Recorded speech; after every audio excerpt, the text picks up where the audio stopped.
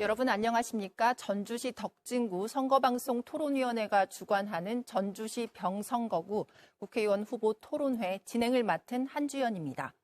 오늘 토론회는 공직선거법 제82조의 2에 따라서 3명의 후보와 함께합니다. 후보들이 이야기하는 정책과 공약을 비교하고 확인하는 기회가 되길 바랍니다. 이 자리에는 전주시 덕진구 선거방송 토론위원회 위원들도 함께하시고 있습니다. 오늘 토론은 전주시 덕진구 선거방송 토론위원회가 주관하고 KBS 전주방송총국이 중계하고 있습니다. 그럼 사전에 추첨한 좌석과 발언 순서에 따라 후보들을 소개해 드리겠습니다. 먼저 기호 1번 더불어민주당 정동영 후보입니다. 네, 안녕하세요. 정동영입니다. 기호 5번 녹색정의당 한병옥 후보입니다. 안녕하십니까. 녹색정의당 후보 한병옥입니다. 기호 2번 국민의힘 전희재 후보입니다. 안녕하세요. 기호 2번 전희재입니다. 네, 토론에 앞서 토론 방식 간단히 설명드리겠습니다. 먼저 후보들의 기조연설 듣고요. 공통질문과 공약 발표 후 1대1 토론, 주도권 토론 순서로 진행합니다. 공통질문에선 지역의 주요 현안에 대한 후보들의 답변 들을 수 있고요.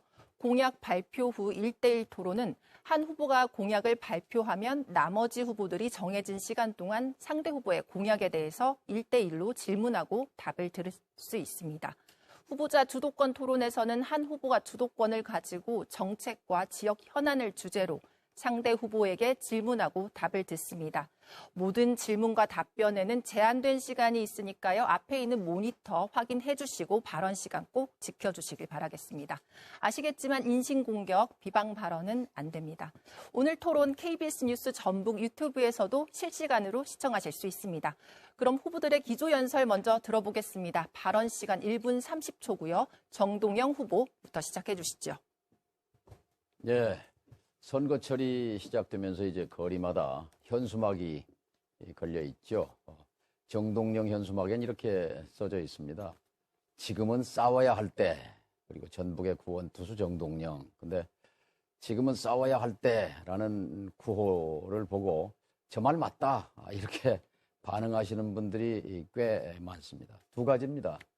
하나는 작년 하반기부터 연속타로 얻어맞았던 전라북도의 자존심, 그러니까 잼버리 망신살부터 시작해서 새만금 예산, 칼질, 국회의원 정수, 축소 위협, 거기다가 17개 시도 가운데 16개 시도는 담은 1%라도 예산이 올라는데 전라북도만 1,600억이 내려간 이 수모, 또 KCC 프로농구팀을 부산에 뺏긴 이런 자존심의 상처, 이것과 맞서 싸워달라는 것이고, 또 하나 물가는 4.3% 올랐죠. 성장률은 1.4%로 떨어졌죠. 금리는 6.5%, 7%로 올랐죠. 무역 수지는 적자로 떨어졌죠. 민생 파탄, 민주주의 파손, 그리고 평화의 파괴, 이 윤 정권의 몰상식하고 무능한 이런 실정에 대해서 심판, 싸워야 할 때다, 이런 뜻입니다. 정동영이가 부족하지만 전북의 목소리를 위해서, 자존감을 위해서 앞장서 싸우겠습니다. 네, 한병옥 후보 기조연설 해주시지요. 안녕하십니까. 전주 시민 여러분. 원칙과 가치를 지키는 정당 녹색정의당 후보 한병옥입니다. 지난주에 전세 사기 피해자들이 전국에서 활동하시는데 그분들이 녹색정의당에 집단으로 입당을 해주셨습니다. 그분들이 입당을 하시면서 말씀하신 것이 어려움에 처해 보니까 사회적 약자의 목소리를 대변하는 정당은 국민의힘도 아니고 더불어민주당도 아니고 녹색정의당이다라고 하셨습니다. 투표가 며칠 남지 않았습니다. 소중한 한 표 행사하셔서 윤석열 정권 꼭 심판해 주십시오. 159명의 젊은이들이 이태원에서 죽었는데도 그 진상을 규명하기 위한 특별법을 거부한 비정한 대통령입니다. 시민 여러분, 비례위성정당도 심판해 주십시오. 비례위성정당은 국민의힘이 해도 더불어민주당이 해도 나쁜 편법과 꼼수입니다. 반칙이 원칙을 이기는 대한민국에 미래는 없습니다. 반칙이 원칙을 이기는 세상을 미래 세대에게 물려줄 수는 없습니다. 시민 여러분, 사과값이 비싼 이유, 상추값이 비싼 이유 모두 기후변화 때문입니다. 기후를 살리고 사회적 불평등 해소의 진심인 정당, 녹색정의당을 지지해 주십시오. 감사합니다. 네, 전희재 후보. 존경하고 사랑하는 우리 전주시민 여러분, 그리고 시청자 여러분, 안녕하십니까. 전주 병지구에 출마한 기호 2번 전희재입니다. 요즘 살기에 얼마나 어려움이 많으십니까? 경제적으로 어렵고 참 여러 가지 봄에 세 번 맞이했어도 벚꽃이 만개했어도 아마 여러분의 가슴에는 활짝 피지 못했을 것으로 생각이 됩니다. 우리 전주가 지금 굉장히 어렵습니다. 경제적으로 어렵고 인구는 감소되고 또 거리는 답답하고 거리마다 상가가 비어가고 있고 점포정리 파견세일이 드러나고 있습니다. 이제 우리 전주가 새로운 도약을 해야 될 때입니다. 새로운 도약을 위해서는 이번 4월 10일 날 실시되는 선거에서 우리 현명한 주권 행사로서 우리가 선택해야만이 전주가 제2의 도약을 할 수가 있습니다. 무분별하고 맹목적인 어떤 정치 선동에 우리가 좌우되지 않고 소중한 주권 행사를 해서 이번에 표를 엄정하게 주신다면 제가 그 여러분의 표심을 받아서 중앙과 또 전주의 발전을 하는 가교 역할을 해가지고 우리 전주를 새로운 출발점으로 할 수 있도록 최선을 다하겠습니다. 이번 선거에서 기호 2번 전희재를 꼭 선택해 주십시오. 네, 새 후보의 기조 연설 들어봤습니다. 이제 첫 번째 공통 질문 드릴 텐데요. 첫 번째 공통 질문은 전주시의 인구 감소 대책입니다. 물론 인구 감소 전주시만의 문제는 아닙니다. 하지만 전주시의 상황 좀 심각한데요. 합계 출산율이 전주시의 경우 0.69명으로 0.6명대에 불과합니다. 여기에 대한 후보들의 고민도 깊을 것 같은데요. 답변 시간은 1분입니다. 한병욱 후보부터 답변해 주시지요. 방금 말씀하신 것처럼 인구 감소 문제는 대한민국의 문제입니다. 인구 감소를 막기 위해서는 출생률을 높여야 하는데 우리 모두가 알고 있는 것처럼 요즘 젊은 세대들이 결혼과 출산을 미루고 있습니다. 그러면 젊은 세대가 아이를 낳지 않는 이유는 우리 모두가 알고 있듯이 크게 세 가지입니다. 일자리, 집값, 돌봄입니다. 일자리와 집값 문제 해결도 중요하지만 돌봄 문제 해결 매우 중요합니다. 그래서 녹색정의당의 핵심 공약 중 하나가 통합 돌봄센터를 건립하는 것입니다. 어린 아이들 둔 부모들이 언제나 믿고 맡길 수 있는 돌봄센터가 필요합니다.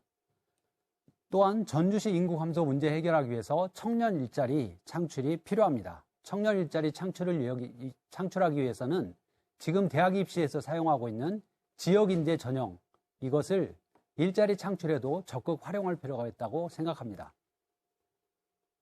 네, 다음은 전희재 후보 역시 1분입니다. 네, 역시 전주가 인구가 1년에 5천 명씩 줄다 보니까 이제 앞으로 10년이면 우리 전주시가 60만 정도뿐이 안 됩니다.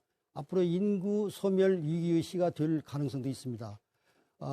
여러 가지 인구 감소에 대한 대책은 중앙정부와 지방정부 같이 공조를 해야 될 아젠다입니다만은 우선 전주를 볼 때 우리 출산 장려금을 30만 원 정도 주는데 예전에 뉴스를 보니까 부영 같은 데는 1억을 준다고 자녀당 그런 얘기가 있습니다만 출산 장려금을 대폭 올리고 또 일자리를 많이 늘리고 또 젊은 세대들이 안정적으로 주거할 수 있는 그 주거 임대 아파트를 대폭 늘려서 그런 대책을 같이 병행해야 되고 특히 혁신도시의 2차 공공기관을 많이 유치해서 일자리를 많이 늘려서 우리 청년들이 떠나지 않도록 여기 그런 기반을 마련해 줘야 된다고 봅니다. 알겠습니다. 정동영 후보 순서입니다.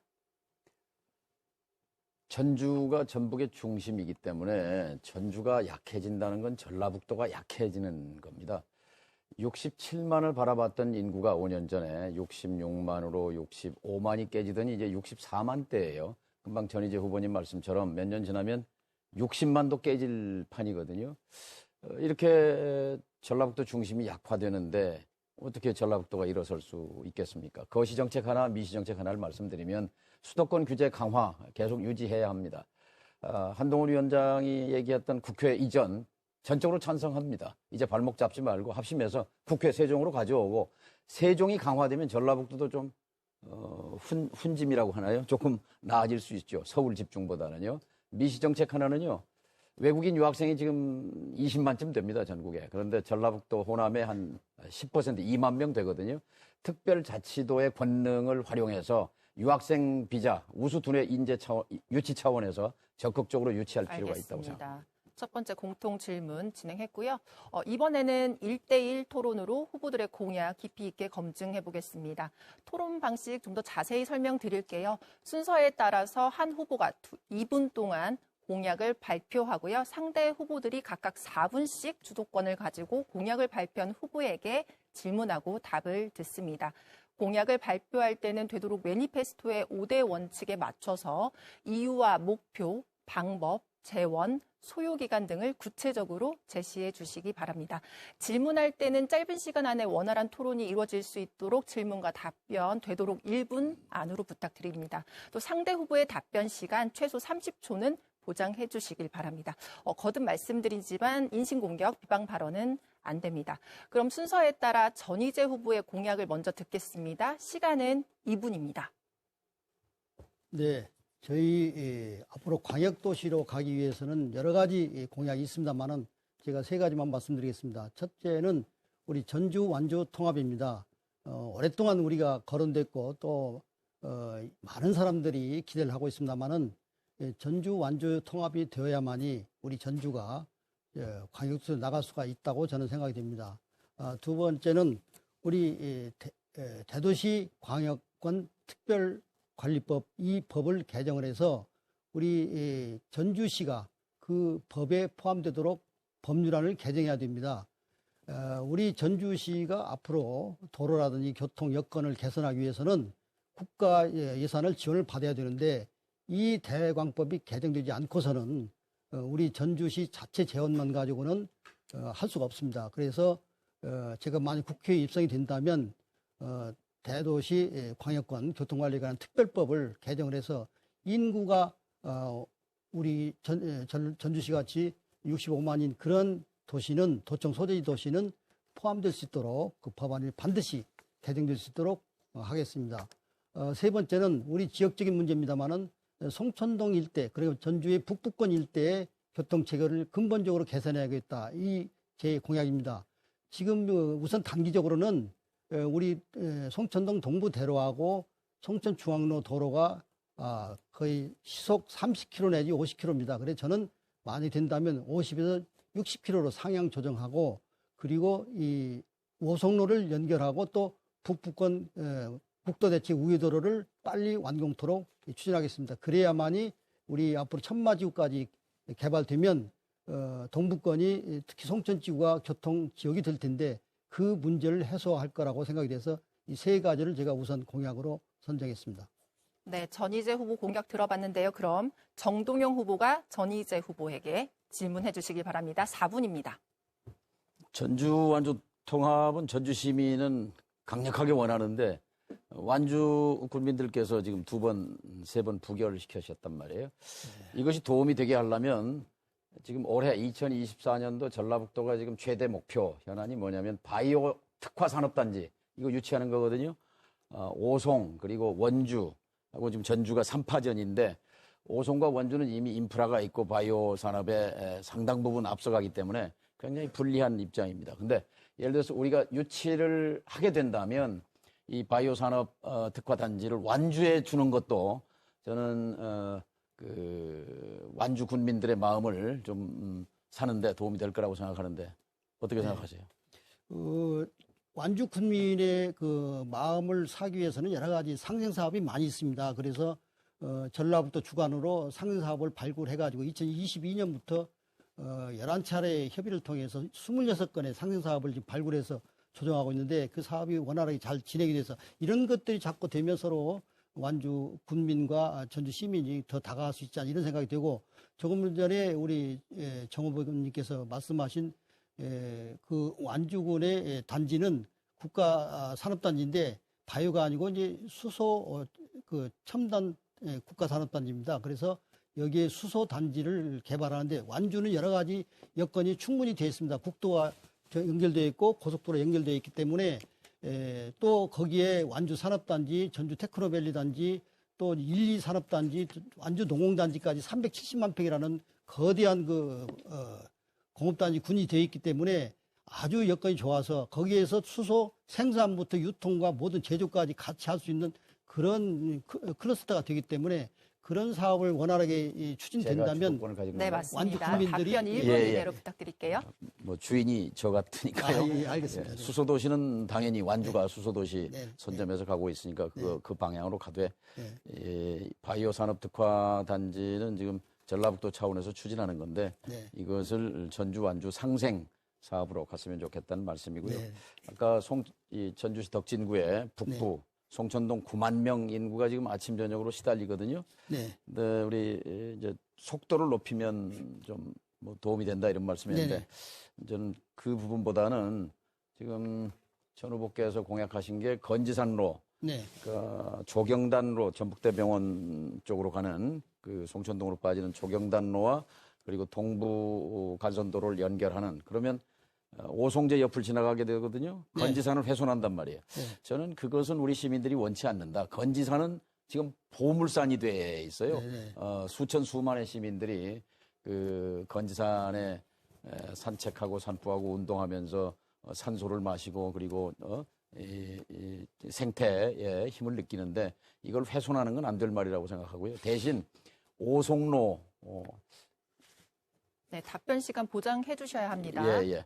그 어린이 회관에서 저기 신동초등학교 뜰한채 현대사차로 가는 오송로를 뚫는 것이 그것이 경제적이고 자연 훼손도 안 한다 이렇게 생각합니다. 거기에 대해서 어떻게 생각하세요? 네, 제가 볼 때는 그 정 후보님 말씀대로 오송로는 당연히 해야 되고 그 760m 남은 구간은 빨리 마무리해야 되고 건지산로가 지금 2.2km인데 물론 그 환경 훼손이나 또 주민들 둘레길을 이런 데는 전혀 지장이 없는 범위 내에서 필요하다면 뭐 터널을 뚫는다든지 그런 정도의 그 도로가 2.2km가 환경 돼야만이 훼손이 없는 범위 내에서라면 도로를 못 놓죠.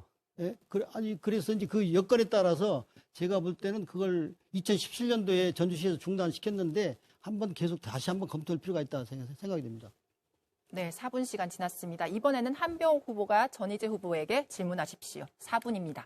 네, 후보님 두 가지 질문하겠습니다. 첫 번째는 송천동의 교통 문제 많이 이야기하시는데 제가 많은 유권자들 만나보면 그런 이야기를 하십니다. 전주시가 1년에 쓸 수 있는 예산이 한계가 있는데 송천동의 교통 문제 해결하기 위해서 이렇게 많은 돈을 예산을 쓰는 것에 대해서 부정적인 전주 시민들도 적지 않게 있습니다. 저는 이 문제를 처음에 에코시티 개발할 때 개발이익 환수가 제대로 되지 않았다. 다시 말씀드리면 민간 기업들이 에코시티를 개발하면서 엄청난 수익을 거두었는데 그때 개발이익 환수를 제대로 해서 그 비용으로 전주시가 도로 건설하고 교통 문제 해결하는데 앞장섰어야 된다라는 의견이 있는데 그런 의견에 대해서 후보님 어떻게 생각하십니까? 지금 에코시티 개발 이익이 어느 기준에서 어떻게 부과되는지 그건 내가 파악은 한 바 없습니다. 그러나 그 송천동 교통을 위해서 우선 시급한 것이 송천 동부 대로도 중요하지만 우선 북부권 우회도 그러니까 용진에서 우화까지 11.4km 구간이 빨리 완공이 돼야 됩니다. 그래서 그걸 도로를 빨리 뚫는다면 알겠습니다. 동부대로 교통을 분산하기 때문에 네. 여건이 좋아질 걸로 보고 있습니다. 알겠습니다, 후보님. 저는 이쯤 되면 우리 전희재 후보님께서 처음 토론회 때 이야기하셨던 경전철 이야기하실 거라고 생각을 하시는데 네. 아직 말씀을 안 하시는 걸 보면 혹시 경전철 공약을 철회하신 건 아닙니까? 철회한 거, 그 질문인가요? 네. 철회한 것은 아니고 경전철은 앞으로도 더 검토 보완해서 해야 됩니다. 왜냐하면 지난번 설명드린 바와 같이 2006년도에 이제 추진하려다가 2007년도에 이제 중단됐지 않습니까? 그런데 그때 건설교통부까지 승인이 난 이게 사업입니다. 근데 그때 당시에 5천억 규모로 사업을 추진하려고 했어요. 근데 경전철은 노면형입니다. 그때 검토된 것이 노면형이라는 것은 그냥 일반 도로하고 같이 그리고 버스와 택시가 같이 쓸 수 있는 그런 도로고 키로당 300억 원 정도 들기 때문에 예산이 크게 안 들고 알겠습니다, 또 후보님. 그런 판단에서 했기 때문에 이것은 한번 계속 추진해야 할 가치가 있다고 판단이 됩니다. 제가 전에도 말씀드린 것처럼 한때 경전철이 대한민국 전체의 유행이었던 때가 있습니다. 그리고 후보님께서 부시장님이셨을 때 경전철 추진을 위해서 많은 노력을 하셨다고 했고 네. 전주시민 여론조사까지 하셨다고 했는데 네. 제가 말씀드린 것처럼 그때 전주시 경전철 사업이 시작되지 않았던 것이 참 다행이다. 저는 이렇게 생각을 합니다. 지금 경전철 때문에 골치 아픈 도시가 바로 용인시 아닙니까? 용인시 2013년에 경전철 시작하고 이제 10년이 지났는데 그 10년 동안 용인시가 경전철에 쏟아부은 돈이 1조 원을 넘깁니다. 전주시가 지금 현재 부채 증가율이 전국 4위입니다. 만약에 그때 경전철 사업이 시작됐다면 지금쯤이면 전주시는 파산 지경에까지 이를 수 있었다. 저는 이렇게 보는데 후보님 어떻게 생각하십니까?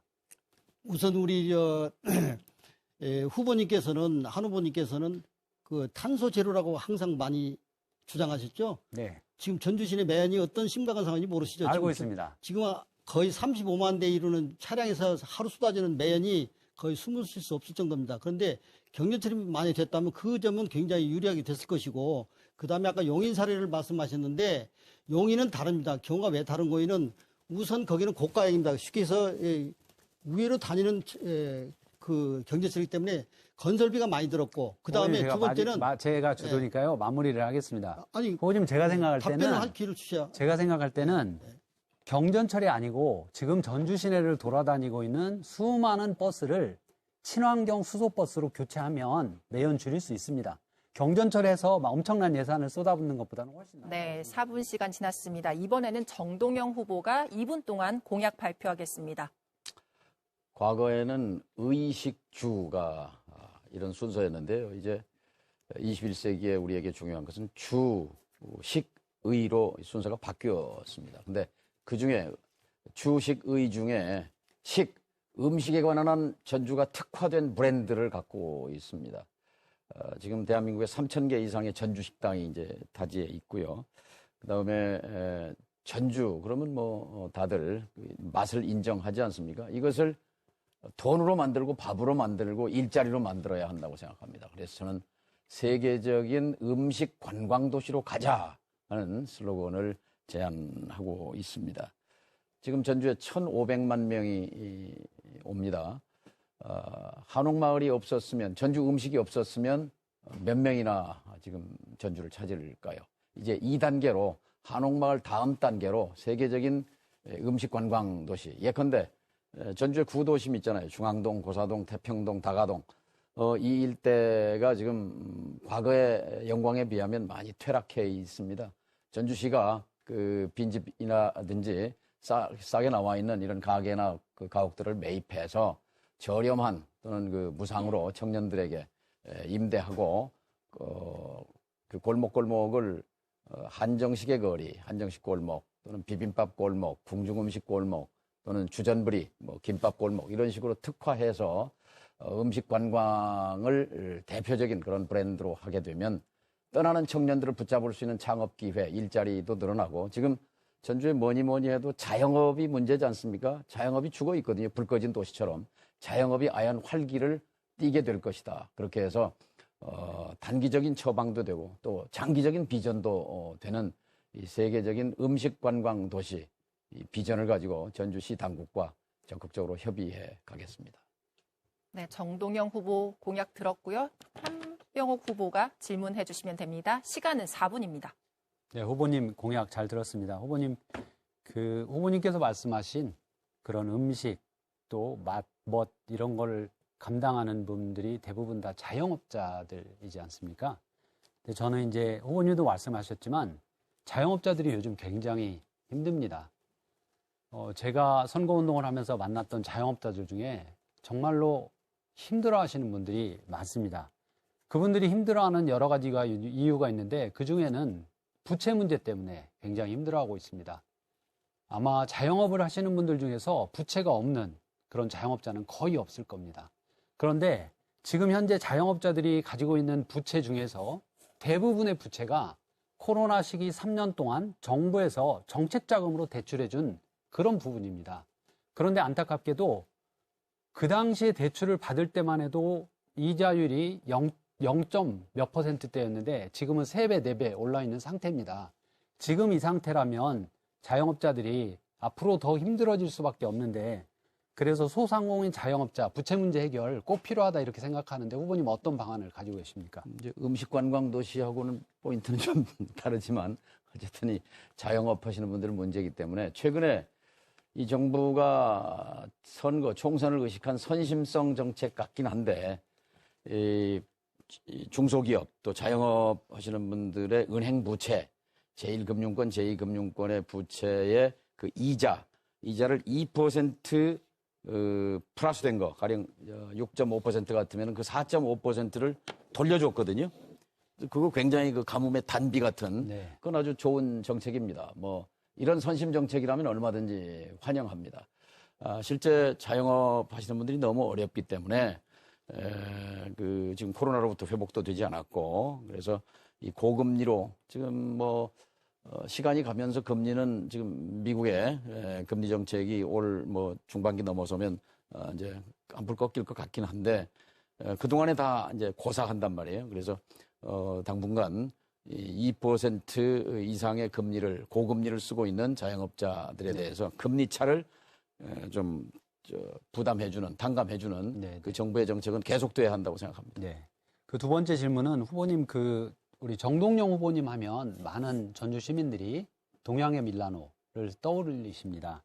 후보님 이번에 출마하시면서 정말 이번이 마지막 봉사다. 마지막 봉사를 위해서 기회를 달라 이런 말씀 여러 번 하셨는데 이번 당선되시면 앞으로 4년 동안 이것만큼은 꼭 하고 싶다라는 그런 부분이 있으면 말씀해 주시면 좋겠습니다. 체류형 관광지를 만드는 겁니다. 1,500만 명이 오긴 하는데 더 와야죠. 경주가 4,500만이거든요. 한때는 경주를 앞섰는데 경주가 지금 훨씬 앞서가 버렸어요. 그래서 우리 목표가 경주 정도는 따라잡아야 된다는 것이고 그다음에 한옥마을 한 바퀴 돌고 꼬치 하나 사 먹고 그리고는 여수로 다 가버린단 말이에요. 여수 밤바다. 참 노래 한 곡의 힘도 큽니다만 여기에 이분들이 그 하루를 자야 그래도 1인당 객단가라고 합니까? 1인당 쓰는 돈이 2자릿수는 돼야 전주 경제, 특히 자영업의 활기가 돌 거거든요.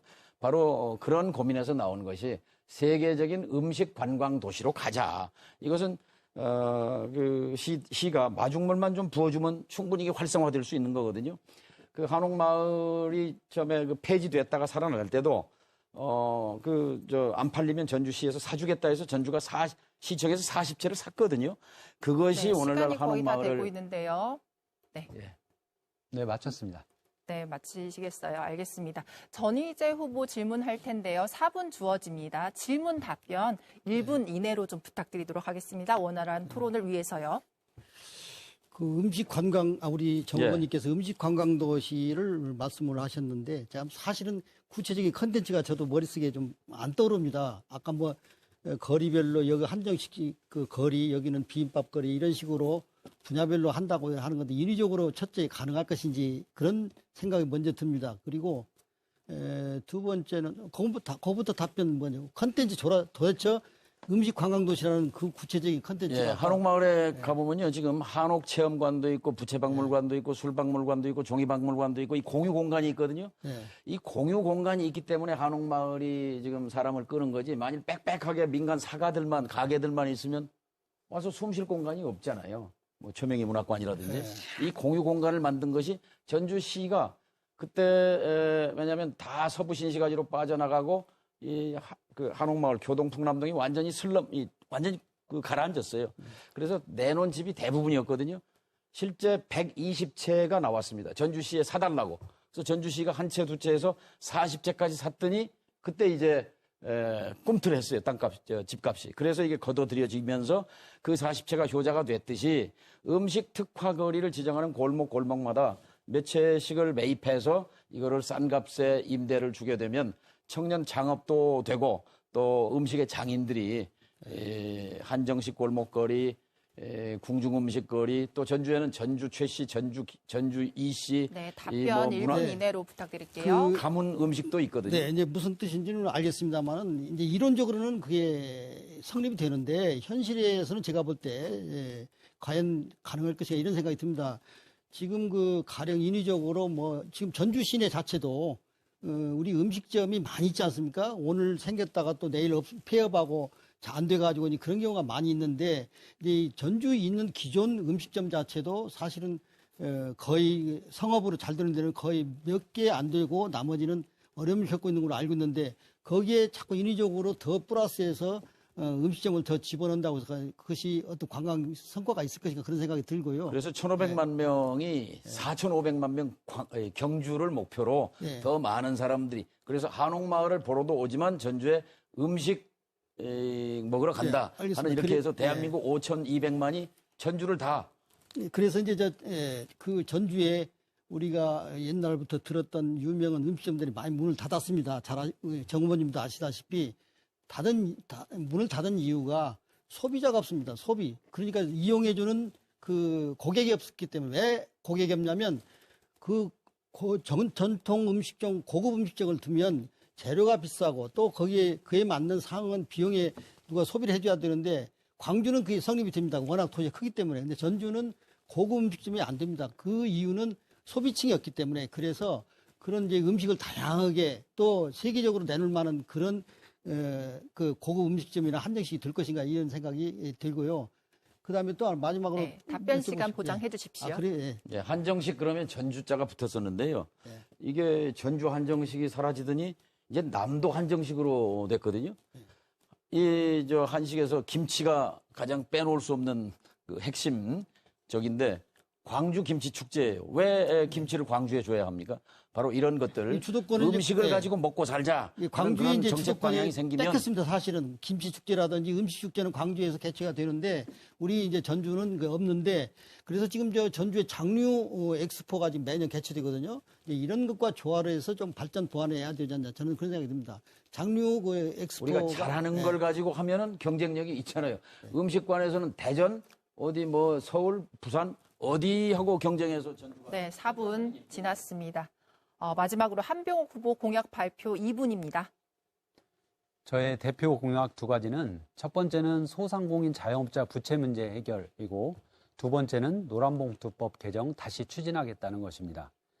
소상공인 자영업자 부채는 아까 말씀드린 것처럼 정말 심각한 문제입니다.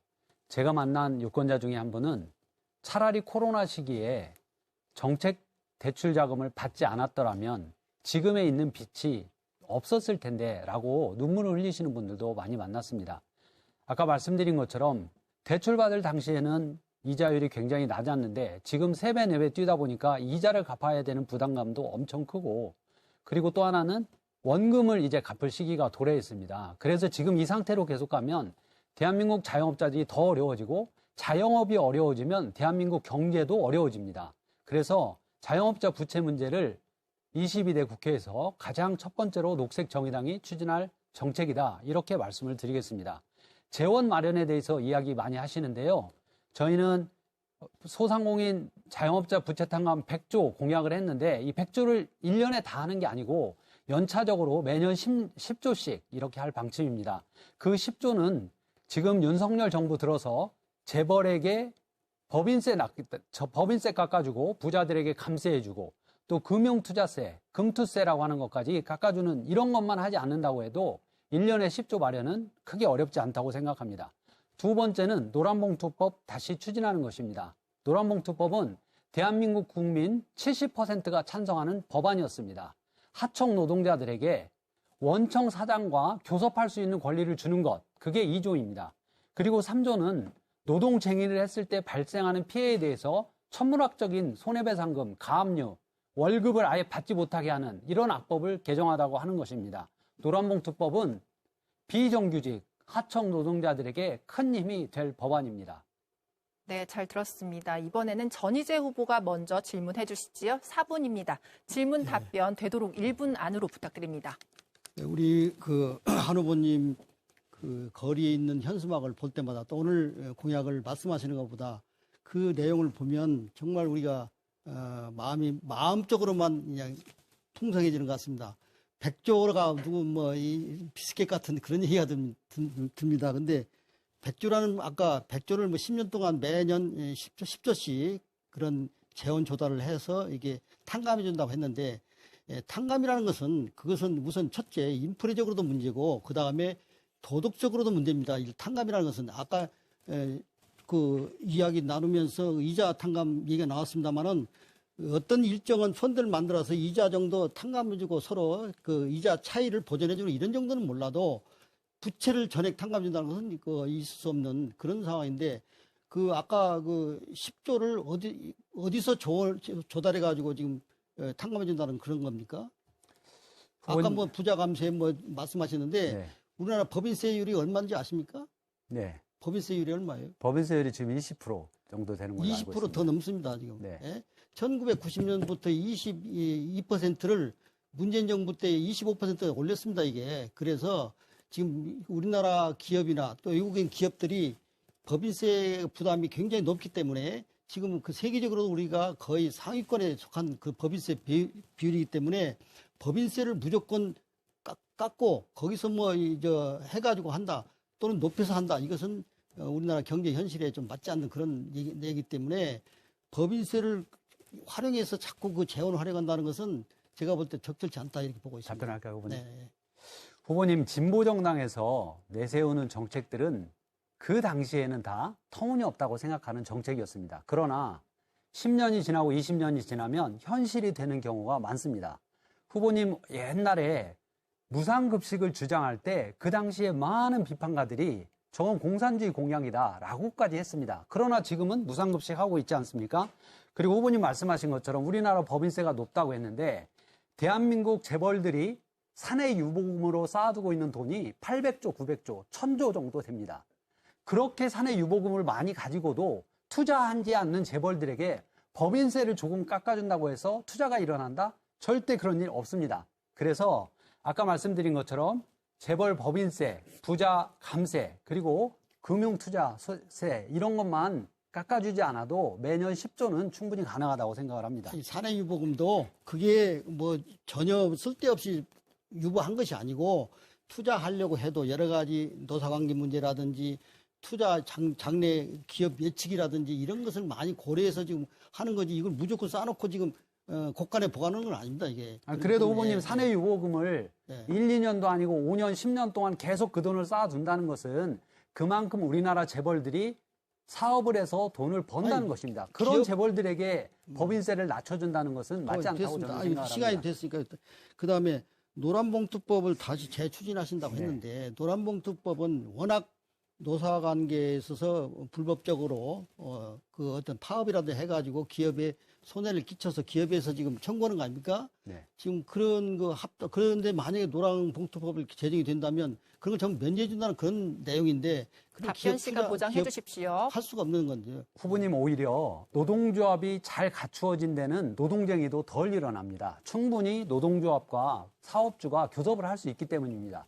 근데 제가 아까 말씀드린 것처럼 우리나라 지금 기업 행태가 하청에 하청, 재하청을 두기 때문에 세 번째, 네 번째 하청 노동자들은 노동조건 환경 개선을 위해서 사업주에게 요청하면 우리는 책임이 없다. 원청에 가라. 계속 그런 것이기 때문에. 네, 4분 시간 지났습니다. 이번에는 정동영 후보가 한병욱 후보에게 질문해 주십시오. 4분이고요. 질문 답변 1분 안으로 부탁드립니다. 두 후보께서 말씀하시는 중에 이제 좀 그 법인세 네. 그 전 후보 말씀하신 대로 지금 우리가 OECD 국가에서 높은 편이죠. 25%. 그런데 중요한 것은 명목세율이 아니라 실효세율입니다. 실제 얼마를 내느냐 하는 건데 그렇습니다. 지금 30대 대기업들의 실효세율이 15% 선입니다. 그래서 법인세 때문에 사업 못한다 하는 주장은 네. 그건 성립하지 않는다는 말씀 드리고요. 그다음에 자영업 관련해서 혹시 차지차가법이라고 들어보셨습니까? 차지차가법. 그거 제가 20대 국회 때 열심히 추진하려고 했다가 문턱에 걸려서 못 넘었는데요. 느낌상으로는 무슨 얘기냐면 네. 쫓겨나지 않을 권리법입니다. 그러니까 우리나라에는 100년 넘은 가게가 없어요. 말하자면 장사가 될 만하면 그걸 뭐 젠트리피케이션이라고도 하는데 네. 이 장사가 될 만하면 쫓아내잖아요. 근데 이게요 차지차가법이 일본법입니다. 100년 됐어요, 100년. 그래서 과거에 그 조선 물산 장려 운동이라고 독립운동의 일환으로 우리 선조들이 1920년대 했던 운동인데 뭐냐면은 왜 일본 국내에서는 말하자면 가게 주인, 땅 주인이 일방적으로 쫓아낼 수가 없어요. 만약 한번 임차인이 들어오면 임대를 주게 되면은 일방적으로는 못 쫓아내고 임차인이 동의를 해야 되는 그런 권리를, 그러니까 세를 들더라도 세입자 권리를 보장해 주는 거지요. 근데 조선 땅에서는 이거를 예외로 했어요. 그래서 우리도 세입자에게, 왜냐하면 그때는 집주인, 땅 주인이 다 일본 사람들이었기 때문에 조선 사람에게도 그 세입자의 권리를 보장하라 하는 건데 100년 뒤인데 아직 대한민국에는 차지차가법이 도입이 안 돼 있는 겁니다. 그래서 제가 그걸 앞장섰던 건데요. 네, 질문도 1분 이내로 이 부탁드릴게요. 차지차가법 취지에 대해서는 어떻게 생각하세요? 후보님 말씀하신 거 적극 공감합니다. 지금 자영업자들이 어려워하는 게 부채 문제도 있고 또 자영업자들이 겪는 비애가 많습니다. 저도 자영업을 하는 사람인데요. 가게를 빌려서, 장소를 빌려서 사업을 해서 그 사업이 너무 잘 돼도 사실 불안합니다.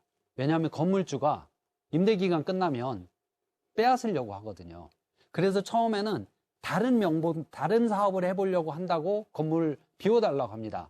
그런데 건물 막상 비워주면 똑같은 사업을 계속 하는 경우가 많습니다. 자영업자들 정말 보호하는 차지차가법 이런 법안 굉장히 좋다고 생각합니다. 동감해 주시니까 감사하고요. 두 번째, 노란봉투법에 대해서 저는 정치를 처음 시작하면서 정치란 약자의 눈물을 닦아주는 것이다 하는 한 신학자의 말씀이 가슴에 꽂혔습니다. 저는 지금도 그걸 신조로 삼고 있습니다. 자, 노란봉투법, 힘없는 약자인 노동자들에게 파업했다는 죄로 억대의 벌금을 물리면, 그래서 자살하는 노동자들이 많잖아요. 제가 묻고 싶은 것은 윤석열 대통령은 왜 대통령이 됐을까? 그리고 대통령을 해서 대한민국을, 국민을 어떻게 행복하게 해 주시려고 하는 건지, 또 약자들에는 어떤 애정을 갖고 있는 건지 늘 궁금하거든요. 우리 한 후보께서 보시기에 윤석열 대통령이 이 노란봉투법을 왜 거부했다고, 거부권의 이유가 있을 거 아니에요. 속내. 네. 어떻게 해서 윤 대통령은 거부권을 행사하는 그런 발상을 하게 됐겠습니까? 8번씩이나 거부권을 행사했어요. 국회가 통과한 법. 윤석열 대통령은 철저하게 친기업, 친재벌, 친부자 정권입니다. 그래서 노동자 권리를 보장하지 않으려고 하는 거고요. 어제 KBS 심층 토론에서 조국혁신당의 비례후보로 출마하신 분이 이 노란봉투법에 대해서 막말을 하셨습니다. 노란봉투법이 민주노총 구제법이다. 이런 막말을 하셨는데. 네. 4분 시간 지났습니다.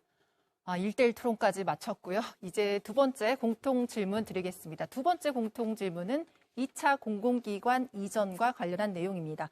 비수도권에서는 너무도 원하고 있는 정책이지만 사실 이전 정부 때부터 논의는 지지부진합니다. 이 부분에 대한 후보들의 의견 듣고 싶은데요. 먼저 정동영 후보 순서 돌아가겠습니다. 답변 시간은 1분입니다. 혁신도시 이제 시즌2가, 왜냐하면 150개 지금 지방으로 이전했는데 윤석열 대통령의 공약이고 국정과제 15대 과제 중에 들어있는데 지금 감감무소식이에요.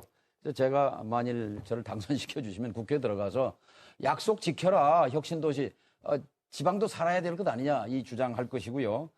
이제 지금 수도권에 160개, 지방으로 2차 가야 합니다. 근데 이제 전주, 전라북도에 뭐가 올 거냐라는 건데요. 이 오는 거를 저는 전주에 오지 말고 전주, 완주, 만경강가로 유치해야 된다고 봅니다. 그래서 전주, 완주 통합의 이 접착제로 써야 한다, 이렇게 생각을 합니다. 지금 마사회를 가져와야 된다, KIC, 한국투자공사를 가져와야 된다, 이 농협금융지주 등등 이런 주장이 있습니다만, 플러스 어떤 고려를 해야 되냐면 뭘 가져왔을 때 거기서 파생되는 산업 연관 효과가 중요하답니다. 합니다. 그래서 저는 항공기술연구원 이런 게 와야 알겠습니다. 네, 한병옥 후보 이어서 말씀해 주시죠. 공공기관 지방 이전 정책은 노무현 정부, 참여정부에서 가장 강력하게 추진한 정책이고 또 상징적으로 성공한 정책이라고 저는 봅니다. 그런데 공공기관 지방 이전 정책의 가장 핵심은 수도권 과밀화를 해소하겠다는 것이었습니다. 그래서 인구 40만에 이르는 세종시가 탄생을 했고 전국에 10곳에 이르는 혁신도시가 탄생을 했습니다.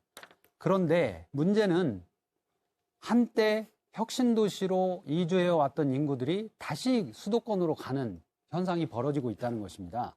그 이유가 두 가지 때문인데요. 첫 번째는 정주 요건, 그 다음에 두 번째는 자녀교육 문제입니다.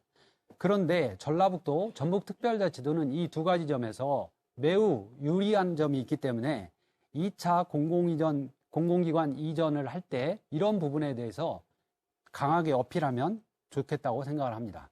네, 전희재 후보에게도 1분 드립니다. 네, 우리 혁신도시는 전국 10개 도시에서 가장 또 면적이 넓습니다. 300만 평, 전주시가 120만 평, 완주군이 180만 평으로서 제일 큰 면적인데 두 가지 우리가 타겟으로 가야 될 것 같습니다. 첫째는 제3의 금융도시로 지정을 받기 위해서 금융기관을 중점 유치해야 되지 않냐. 그래서 한국투자공사를 유치하고 그다음에 서울의 수도권에 7개 공제회가 있습니다. 가령 뭐 군인공제, 사학연금공제, 지방연금공제 등 7개가 있는데 그 공제를 이쪽으로 끌어오면 제3의 금융도시를 지정할 수 있는 여건이 됩니다. 현재 전라북도는 금융 포션이 4%뿐이 안 됩니다. 그런 금융기관이 와야 제3의 금융도시 지정할 수 있고 그 다음에 우리 농생명 수도로 지칭되기 때문에 농업 관련 분야 인프라라든지 연구기관이 많이 있습니다. 그래서 그 분야 두 가지 타겟으로 중점 앞으로 유치를 하도록 하겠습니다. 네, 잘 들었습니다. 이번에는 주도권 토론 시간입니다. 토론 방식 설명드리겠습니다. 각 후보에게는 7분의 시간이 주어집니다. 주도권을 가진 후보는 상대 후보에게 정책과 지역 현안을 주제로 질문과 보충 질문할 수 있습니다. 원활한 토론을 위해 질문과 답변 되도록 1분 넘지 않게 해주시고요. 상대 후보의 답변 시간도 최소 30초는 보장해 주시길 바랍니다. 또 특정 후보에게 질문이 집중되지 않도록 반드시 2명 후보에게 모두 질문해 주셔야 합니다.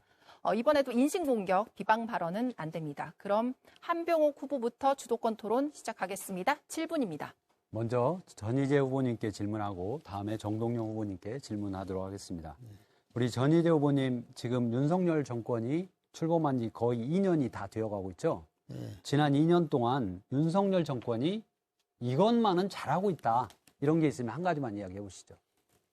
제가 볼 때는 지금 우선 여러 가지 성과가 있습니다만은 한미일 공조 체제에 의해서 국가 안보를 튼튼히 하고 있다. 그래서 북한의 핵 위협이라든지 이런 것에 우리나라가 좀 뭔가 보호하고 보장받을 수 있는 그런 체계를 많이 갖추고 있기 때문에 지금 한미일 공조 체제를 잘해서 우리 국가 안보를 튼튼히 하고 있다. 그래서 가장 꼽으라면 제 생각에는 알겠습니다. 또 다른 것도 있습니다만 네, 한 가지만 여쭤봤으니까요. 후보님 두 번째 질문 드리겠습니다. 저는 윤석열 정부와 국민의힘이 이번 총선에서 전북특별자치도는 그냥 포기했다. 이런 느낌이 많이 듭니다. 왜냐하면 전북특별자치도라고 이름은 바꿔놓고 예산을 1.6% 깎아버렸잖아요.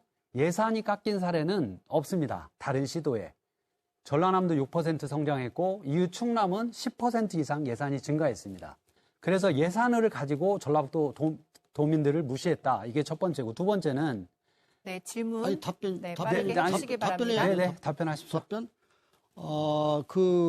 지금 전라북도 특별자치도하고 예산을 연계시키는 건 전혀 관계 없습니다. 왜냐하면 전북 특별자치도는 1월 18일 날 출범이 됐고 예산은 이미 작년 거의 10월이나 11월 달에 이미 성립이 됐기 때문에 그 서로 관계가 없어서 특별자치도하고 연계시키면 말이 안 되고 특별자치도가 유명무실했다는 것은 그건 어부성설입니다. 왜냐하면 특별자치도가 완공이 안 되고 완성이 안 됐습니다. 앞으로도 특례를 더 담아야 되고 중앙 권한을 받아야 되는데 이양을 받아야 하는데 그런 역할을 하기 때문에 바로 우리 국민의힘을 보내줘야 한다. 저는 그런 알겠습니다. 얘기를 드리고 싶습니다. 예. 후보님 그렇게 해서 국민의힘을 강조하셨는데 지금 오늘이 공식 선거운동 7일차 아닙니까? 혹시 공식 선거운동 기간 동안 우리 한동훈 위원장이 전북에 방문했거나 방문할 계획이 있습니까?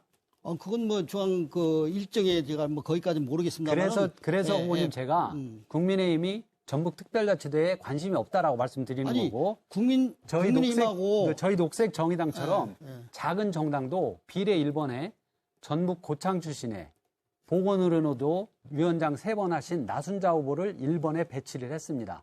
그만큼 녹색 정의당이 전북특별자치도에 관심이 많다는 건데 국민의힘 같은 경우에는 처음 발표됐던 비례 후보 명단에는 당선 가능권에 전북 출신은 아무도 없었습니다. 그러다가 항의하니까 겨우 조배석 후보를 이렇게 넣었는데 국민의힘이 전북특별자치도에 별로 신경을 안 쓴다는 생각 안 하십니까? 아니, 신경을 안 쓰는 것이 아니고, 예전에 그 지난달 3월 30날 한동훈 비상대책위원장이 기자회견을 한 적이 있습니다. 그 내용 골자는 우리 혁신도시의 여러 가지 2차 그 시즌에 의해서 공공재 이전을 금융도시로 지정하기 위한 여러 가지 관계 금융기관을 이전해주겠다는 약속도 했고, 또 혁신도시의 KTX 정류장도 신설하겠다. 또 대형 쇼핑몰도 하겠다. 이런 정도로 애정이 있고 관심이 많습니다. 그래서 방문 또 하냐 안 하냐가 중요한 것이 아니고 실질적으로 도와주냐 안 주냐 이것이 중요한 것이지. 알겠습니다. 한 사람 왔다. 그리고 아까 비례대표 말씀하셨는데 네. 비례대표는 과거에 통상적으로 제가 볼 때는 호남권에 많이 한두 명이 배정을 받았습니다. 그런데 이번에 뭐 호남 몫으로 어떻게 했는지 그건 모르겠습니다만은 아마 인요한 분이 알겠습니다. 후보님 제가 마지막 했고, 질문을 마지막 질문 하나 드리겠습니다.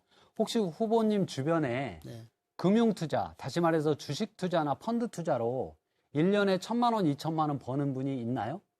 뭐 제가 거기까지 뭐 지인분들 중에 거의 없으시죠? 네. 지인이란 범위도 애매하고 그 액수를 얼마나 하는지 내가 거기까지는 모르겠습니다. 네. 우리 주변에 주식투자나 펀드투자로 1년에 1,000만 원, 2,000만 원 버는 사람 거의 없습니다. 우리 국민들의 1%도 안 되고 주식투자하는 사람들의 1%도 안 됩니다. 네. 그 사람들에게 금융투자 소득세를 먹이겠다고 했는데, 부과하겠다고 했는데 그걸 폐지하자고 주장하는 게 윤석열 정권입니다. 금융투자 소득세 폐지에 대해서 후보님은 어떻게 생각하십니까? 뭐 투자 소득세 거기까지 내가 깊이 생각을 안 해봤습니다. 그런데 그건 뭐 여러 가지를 판단해서 정부에서 검토한 것이지 뭐 제가 거기까지 언급을 할 수 없는 겁니다. 우리 존경하는 정동영 후보님께 질문 드리도록 하겠습니다. 우리 후보님께서는 그 정치인이 갖춰야 될 덕목으로 원칙 많이 강조하시고, 또 어떤 자리에서는 다당제가 정동영의 꿈이다, 이런 이야기 많이 하셨습니다. 그런데 지금 비례 투표 용지를 보면 3번, 4번이 비례위성정당입니다. 비례위성정당은 누가 봐도 편법이고 당당하지 못한 것입니다. 과연 비례위성정당과 정동영의 다당제의 꿈이 양립 가능한 것인가? 거기에 대해서 답변 부탁드립니다. 분명히 말씀드립니다. 위성정당, 이것은 반정치적이고 반민주적입니다. 이건 해서는 안 됩니다. 그런데 민주당은 위성정당 금지법을 만들기를 원했습니다. 하지만 국민의힘이 완강하게 저항하는, 반대하는 입장이었기 때문에 이 선거법은 합의 아니면 안 됩니다. 그렇기 때문에 이번에 선거법을 손 못 대고 지난 4년 전에 임시방편으로 만들어놨던 그 법으로 지금 가고 있는 거거든요. 그러니까 악법이죠. 위성정당 악법이 아니라 나쁜 그런 정치 관행이 지금 되풀이되고 있는 건데 이건 막아야 되고요. 근본적으로는 저는 국민들이 느끼고 계시겠지만 뽑는 대통령마다 실패합니다. 지금. 대통령제 근본적으로 손 봐야 합니다. 과거 우리가 헌법을 만들 때요, 재헌 때 대통령은 행정부의 수반입니다. 행정부의 수반이에요. 근데 박정희가 쿠데타 하고 나서 이거를 국가원수로 올려버렸어요. 국가원수. 그러니까 3부를 다 통괄하는 그런 이 제왕적 권력을 만들었거든요. 87년 6월 항쟁 때 이걸 걷어내지 못한 것이 한계인데요. 그래서 정상적인 대통령제로 가야 하고, 그리고 국민 주권에 입각한 다당제로 근본적인 제도 개혁을 시도해야 된다. 이렇게 생각합니다. 1분 이내로 알겠습니다. 부탁드립니다. 우리 후보님께서 비례위성정당 잘못된 것이라고 분명하게 말씀해 주셔서 제가 평소에 가지고 있던 정동영 후보님에 대한 존경심이 더 커지는 계기가 되었습니다. 감사합니다. 네, 7분 지났고요. 이번에는 전희재 후보에게 주도권 넘어갑니다. 7분 주어지고요. 질문 답변 1분 이내로 좀 부탁드리겠습니다. 원활한 토론 진행을 위해서입니다. 그 녹색정의당에서는 탄소세를 아마 제정하려고 추진하고 있죠. 그렇습니다. 그런 어떤 국제 경제 상황이나 우리나라 경제 여건 불문하고 추진할 계획입니까? 국제 경제 상황을 고려해서 탄소세를 도입하려고 하는 것입니다. 경제 상황이 지금 우리나라 전국경제연합회에서 분석한 자료에 하면 탄소를 만약에 부과한다면 100대 기업 중에서 한 25개에서 40개 정도는 오히려 이익보다도 탄소가 더 많다. 그래서 이제 어려움이 있다. 이렇게 예상이 된다는 그런 분석 결과가 나왔는데, 그러면 경제 제조업에서 손해가 나도 계속 탄소세를 해야 됩니까, 이게? 손해가 나도 계속해야 된다. 그 질문은 맞지 않다고 생각을 하고요. 지금 유럽의 많은 나라들이 제품 생산 과정에서 탄소를 배출한 제품은 수입하지 않겠다는 선언을 많이 합니다.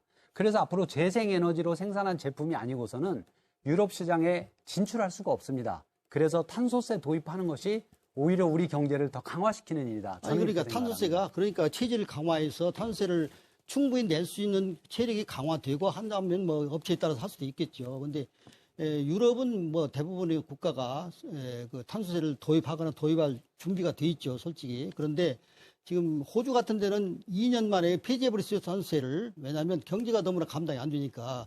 그래서 이제 그런 문제가 있고, 미국의 바이든 대통령은 대통령 되자마자 파리 기후 협약에 그대로 참여해서 화석연료 줄이는데 중점적으로 추진했습니다만은 트럼프 대통령은 대통령 되자마자 파리 기후 협약을 탈퇴했거든요. 그래가지고 그 화석연료 쓰는 그 제조업을 오히려 더 완화하는 그런 정책을 썼습니다.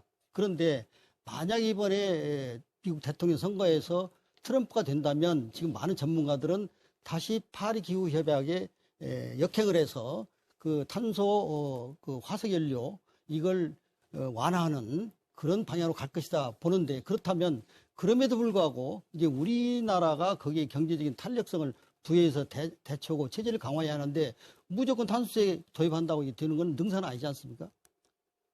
후보님 아까 탄소세를 도입하면 지금 현재 100대 기업 중에서 뭐 40개, 50개 기업이 이익 창출에 많은 어려움이 있을 거다. 그렇게 말씀하셨는데 저는 엄살이라고 생각합니다. 아까 말씀드린 것처럼 사내 유보금이 1,000조에 가까우면서 엄살이라고 생각합니다. 그리고 트럼프 말씀하셨는데 트럼프가 한다고 해서 우리가 트럼프를 따라갈 필요는 없다고 생각합니다. 국제적 규범을 따라가고 오히려 우리나라가 대한민국이 선도함으로써 다른 나라들에게 모범이 되는 그런 나라가 될 수 국제 있다고 경제에 생각합니다. 차지하는 우리나라 비중이 미국이나 이런 걸 무시할 수 없는 거죠. 이제 그런 서로 탄소를 부과함에 따라서 수출입의 경쟁력을 따져야 되기 때문에 이제 그런 것을 제가 볼 때는 쉽게 할 수 없다 이런 생각이 듭니다. 그 다음에 또 하나 더 질문을 드리겠습니다. 그 전주부터 무상 교통을 실시한다고 그렇게 공약하셨죠? 그렇습니다.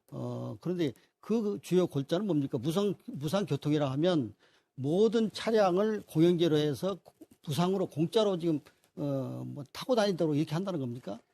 전주에서 무상교통을 하겠다는 것은 버스를 이용하는 승객들에게 무상으로 버스를 탈 수 있도록 하겠다라는 것이 그 기본 취지입니다. 네. 그리고 처음부터 다 할 수는 없고 처음에는 청소년과 노인들에게 무상교통을 이용할 수 있도록 해드리자 이런 취지입니다.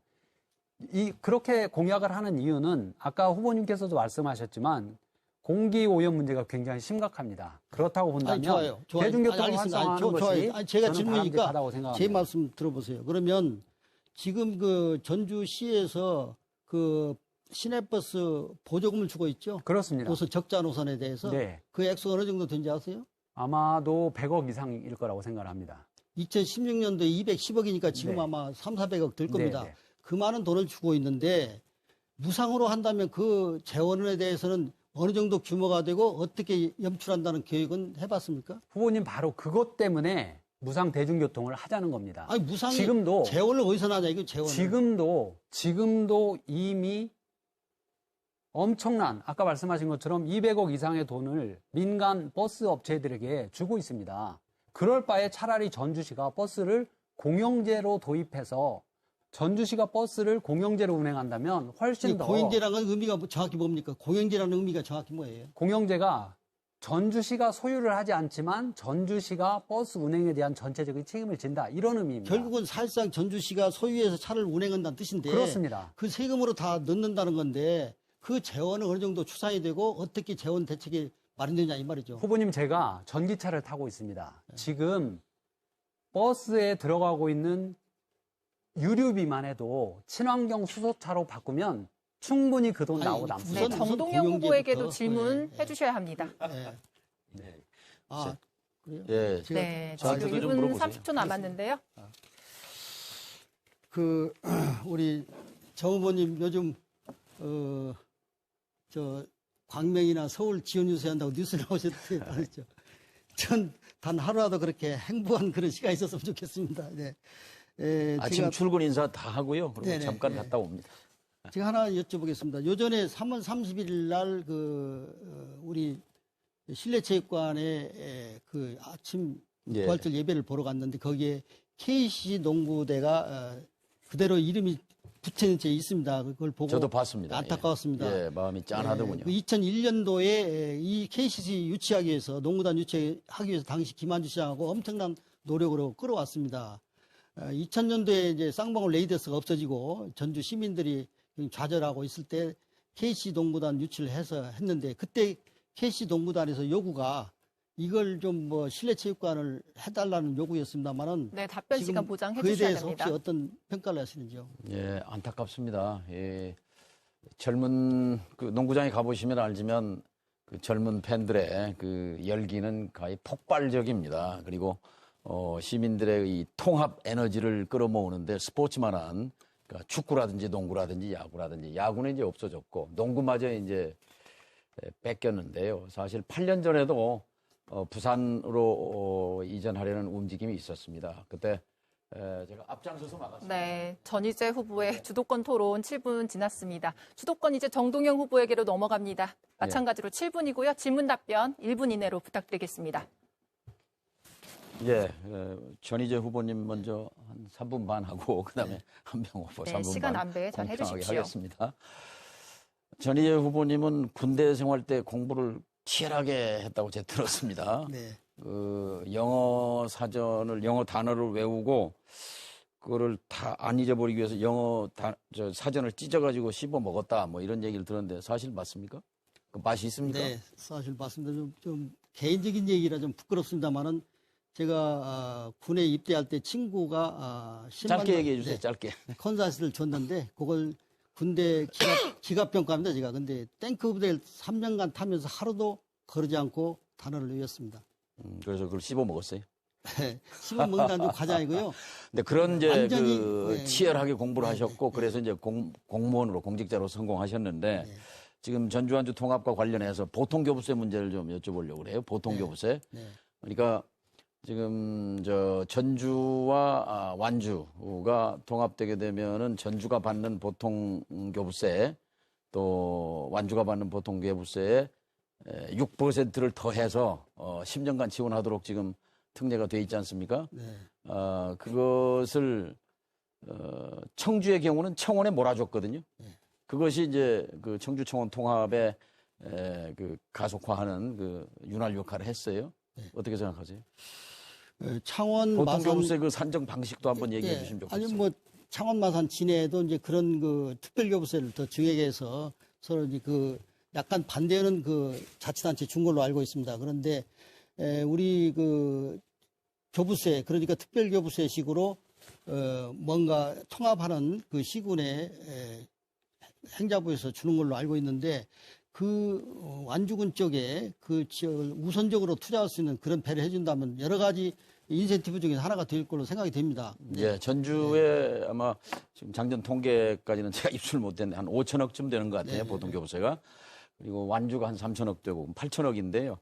8천억에 6%면 480억, 500억 가까운 돈이거든요. 10년이면 5천억이에요. 네. 이 5천억 돈을 완주에 집중적으로 투자를 하게 된다면 완주 국민들에게도 큰 혜택이 되지 않겠는가. 그렇게 해서 청주와 청원이 합치면서 보통교부세 4천억 10년 동안 이거를 청원 쪽에 집중 투자해 줌으로써 청주가 84만에서 시작해서 85만, 86만, 지금 87만 해마다 늘어나거든요.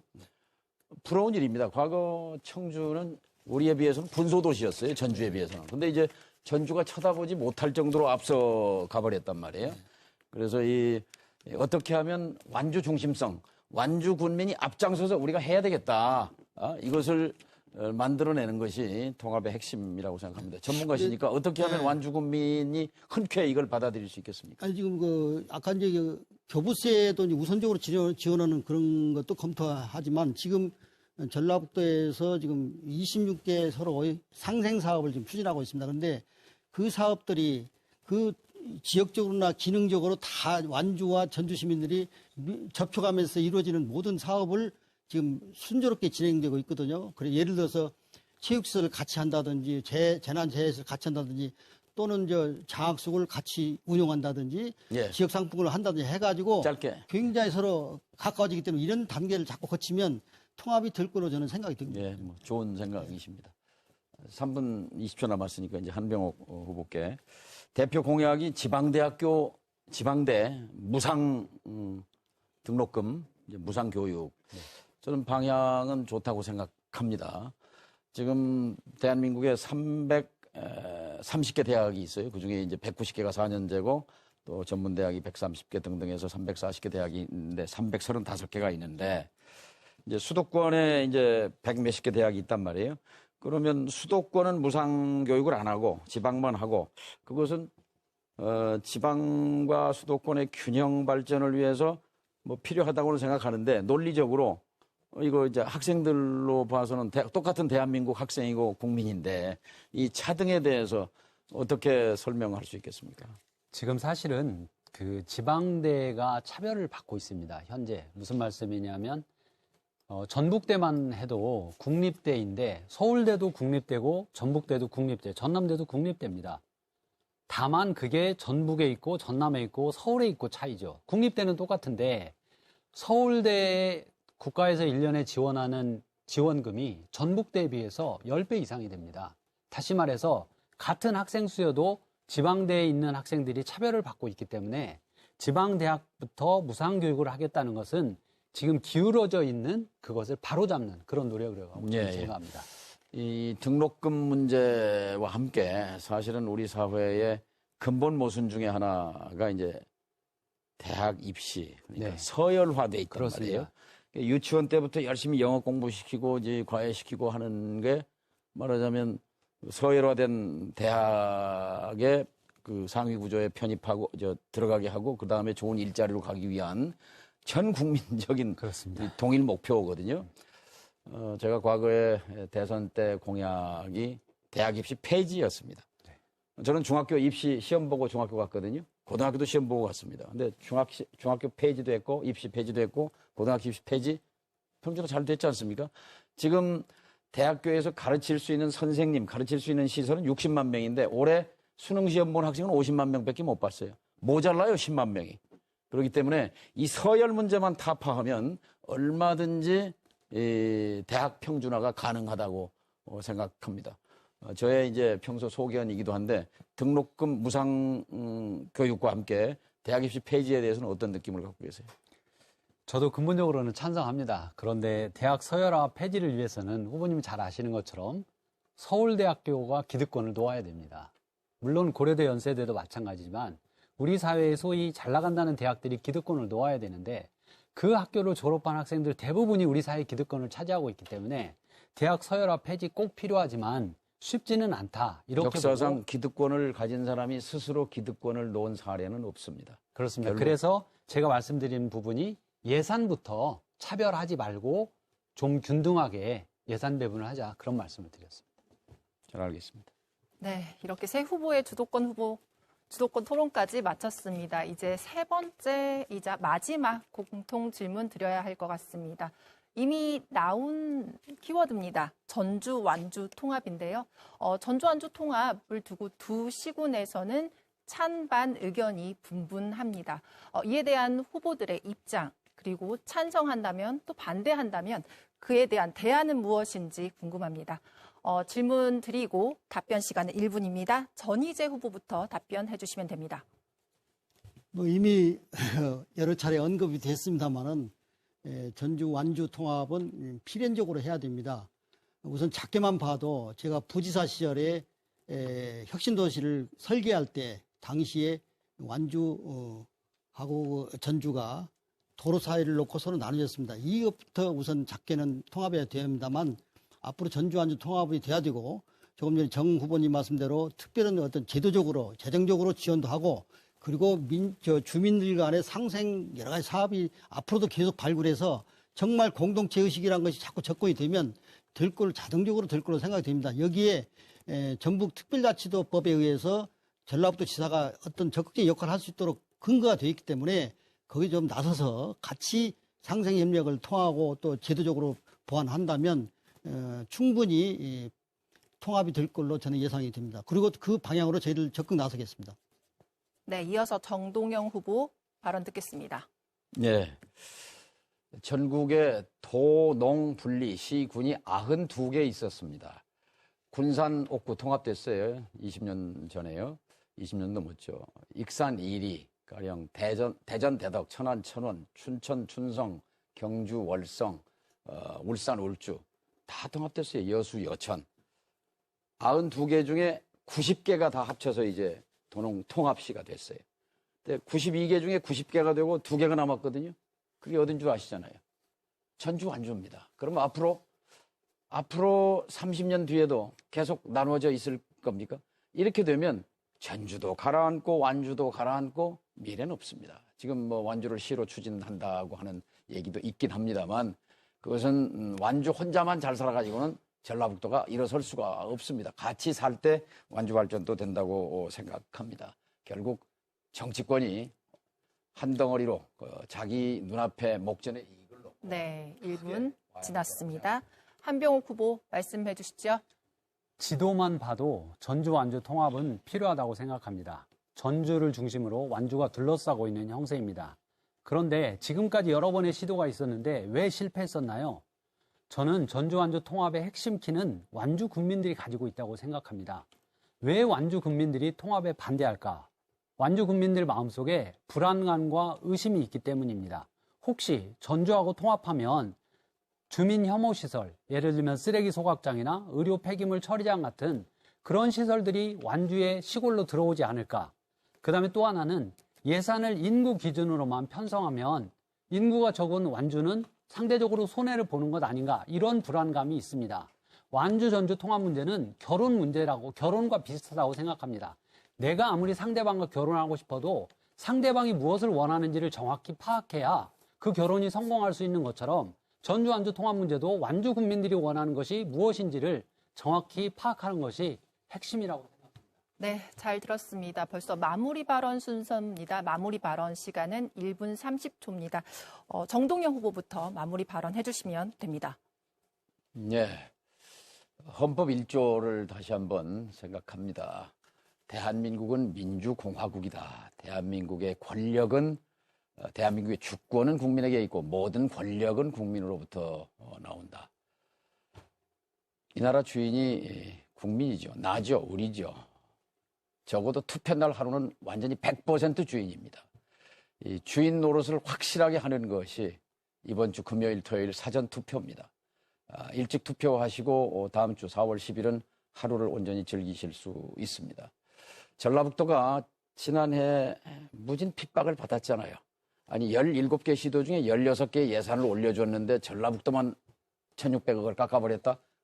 수치스러운 일입니다. 뭔가 응답을 해야 되잖아요. 뭘로 응답할까요? 저는 투표율 1등으로 응답해야 된다고 생각합니다. 투표 참여가 높은 것은 정치 의식이 높다는 것입니다. 정치 1번지 전북이 되기를 바랍니다. 정치 1번지 전주시가 되기를 바랍니다. 그렇게 해서 한 표 한 표가 모여져서 태산을, 큰 산을 움직입니다. 이 윤석열 정부의 잘못된 몰상식한 무능한 무책임한 이 국정 운영의 방향을 전환시키기 위해서 바로 뭐가 필요하냐? 한 표의 투표가 필요합니다. 전주가 정치 1번지가 되기를 강력히 희망합니다. 꼭 사전투표에 참여해 주실 것을 호소드립니다. 네, 한병욱 후보도 마무리 발언 부탁드립니다. 존경하는 전주 시민 여러분, 집집마다 배달된 선거 공보물 펼쳐보셨나요? 비례대표 후보 공보물 꼼꼼하게 살펴주십시오. 우리 녹색정의당의 비례대표 후보 1번, 3번, 4번이 노동자 출신입니다. 5번은 농민 출신입니다.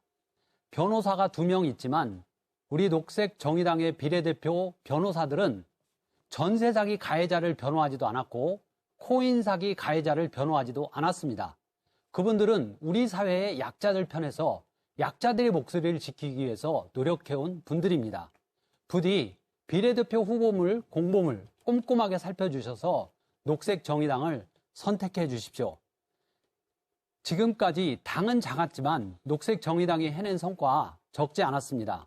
무상급식, 카드 수수료 인하, 중대재해처벌법 등을 만들어냈습니다. 우리 사회를 앞으로 나아가게 했습니다. 보수 양당이 원칙과 정의를 저버리고 편법과 꼼수로 비례위성정당을 만들 때 녹색정의당은 외롭지만 원칙과 소신을 지키는 길을 선택했습니다. 대한민국 정치에 원칙을 소중하게 여기는 정당 하나쯤은 필요합니다. 녹색정의당에게 다시 한번 기회를 주십시오. 녹색정의당답다라는 말 들을 수 있도록 열심히 하겠습니다. 부탁드립니다.